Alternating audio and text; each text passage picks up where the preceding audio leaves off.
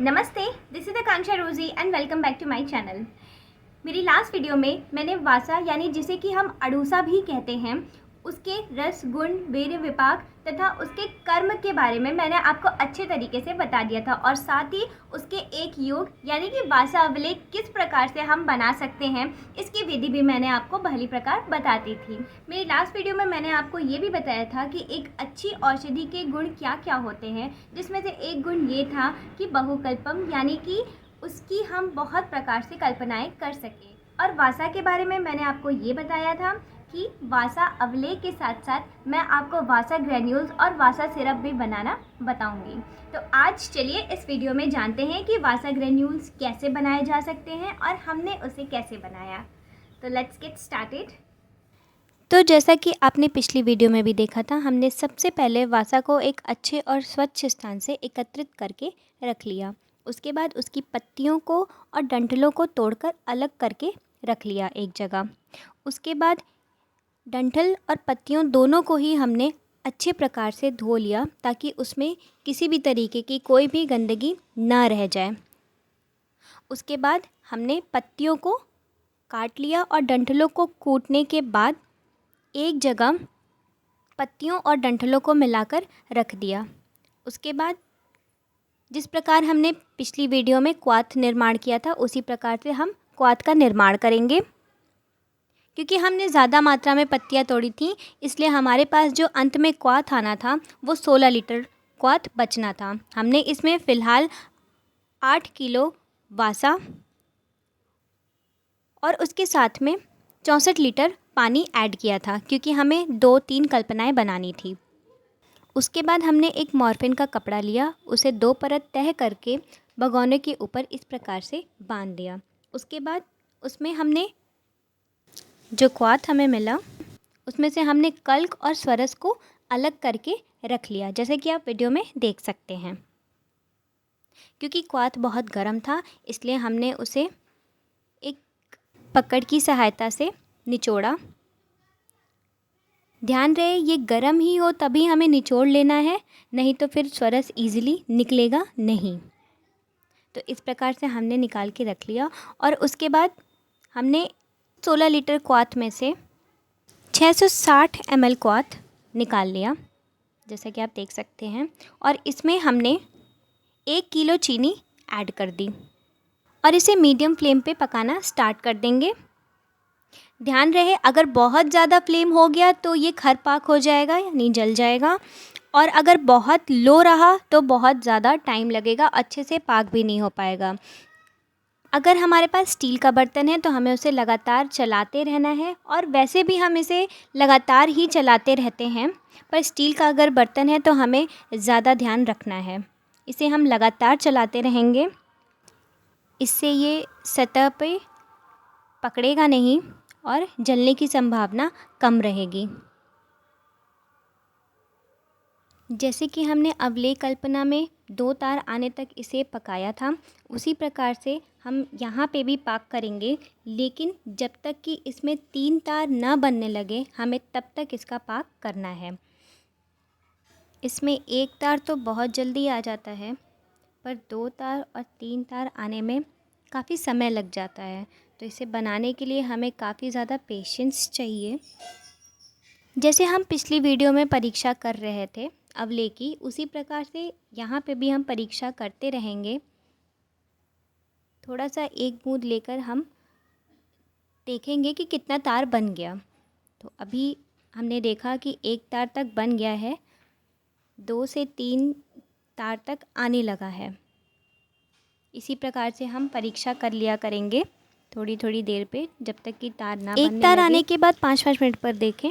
ध्यान रहे कि जिस प्रकार हमने अवलेख कल्पना की थी उसमें जो खरपाक किनारे हो जा रहा था उसे हमें नहीं मिलाना है, उसे हमें खरोच के वापस से पतीले में नहीं डाल देना है, नहीं तो वो किसी काम का नहीं रहेगा।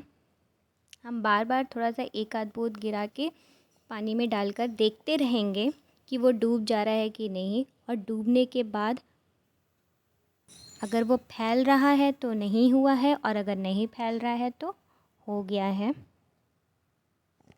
अब हम इसमें 250 ग्राम त्रिकटु डाल देंगे। धीरे धीरे करके मिलाते रहेंगे, जैसा कि आप देख सकते हैं। धीरे धीरे अर्थात थोड़ा थोड़ा करके मिलाते रहेंगे। हाथ तेज़ चलाना है, द्रव थोड़ा थोड़ा करके मिलाना है, जैसा कि आप देख सकते हैं। ये भी गर्म ही रहे तभी हमें ये प्रक्षेप द्रव्य यानी कि त्रिकटु इसमें मिला देना है। इसमें केवल हमें त्रिकटु ही मिलाना है, क्योंकि हमें ग्रैन्यूल्स बनाने हैं, इसलिए हम इसमें किसी भी तरीके का स्नेह आदि प्रयोग नहीं कर रहे हैं, यानी कि घी शहद वगैरह नहीं डाल रहे हैं हम इसमें। जैसे कि आप देख सकते हैं, काफ़ी मेहनत लग रही थी उसको मिलाने में। अब हम एक छन्नी की सहायता से इसको धीरे धीरे छानेंगे, जैसे कि आप देख सकते हैं। थोड़ा सा प्रेशर लगा के हाथ से और उसको हम छानते रहेंगे। मैंने ये प्रोसीजर आपको वीडियो में थोड़ा फास्ट करके दिखाया है, पर ये प्रोसीजर बहुत ज़्यादा टाइम टेकिंग होता है और सबसे ज़्यादा जो कलाकारी है इसको छानने में ही है, क्योंकि सीधे सीधे आपको नहीं छान देना है, उसमें टेक्निक लगानी पड़ती है। थोड़ा सा प्रेशर देना रहता है, थोड़ा सा हल्के हाथ से भी करना रहता है। मैंने पहले ही आपको बताया है कि इसमें किसी भी तरीके का स्नेह नहीं पड़ा है। ये बच्चों के लिए काफ़ी अच्छा है, इसे आप दूध में मिला के बॉर्नवीटा वगैरह के स्थान पे दे सकते हैं आप, अगर उन्हें किसी भी रोग की शिकायत हो रही है तो। बच्चों में भी 6 साल से कम बच्चों के लिए ये नहीं है। इस तरीके से आप छान लेंगे। हमारे पास छन्नी पतली थी, इसलिए काफ़ी पतले ग्रैन्यूल्स बने। कल्पना बनाने के लिए काफ़ी पेशेंस चाहिए रहता है, पर आप लोग के पास इतना टाइम नहीं रहता है कि आप बैठ के कोई आराम से इतनी देर तक वीडियो देखें, इसलिए मैंने वीडियो को थोड़ा फास्ट कर दिया है।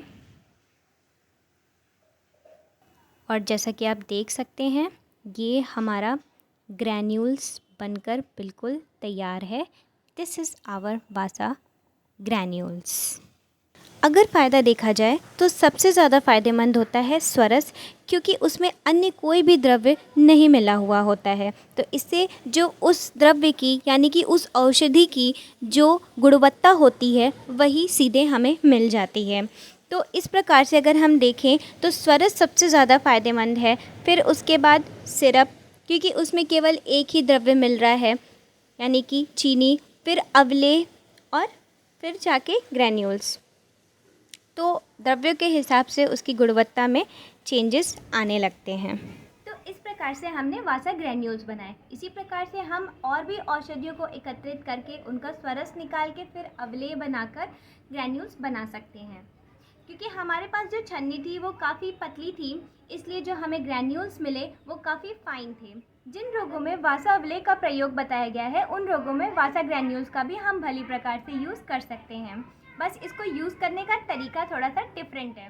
वासा ग्रैन्यूल्स को आप रात में गर्म दूध में मिलाकर पी सकते हैं। वासा ग्रैन्यूल्स बच्चों के लिए भी काफ़ी अच्छा है। आप इसको बॉर्नवीटा के स्थान पे मिला के दे सकते हैं, या फिर कुछ भी आप उनको हॉर्लिक्स वगैरह जो भी मिला के पीने को देते हैं, आप उसकी जगह इसको मिला के दे सकते हैं। And this is very beneficial. लेकिन वासा ग्रैन्यूल्स का प्रयोग आपको तभी करना है जब आपको कोई रोग हो, अदरवाइज़ आपको इसका प्रयोग नहीं करना है। तो this was all about Vasa granules. मेरी नेक्स्ट वीडियो इससे भी ज़्यादा ईजी होने वाली है और इंटरेस्टिंग होने वाली है, क्योंकि वो जो मैं योग बताऊंगी वो काफ़ी ईजी है बनाना, वेरी ईजी टू मेक।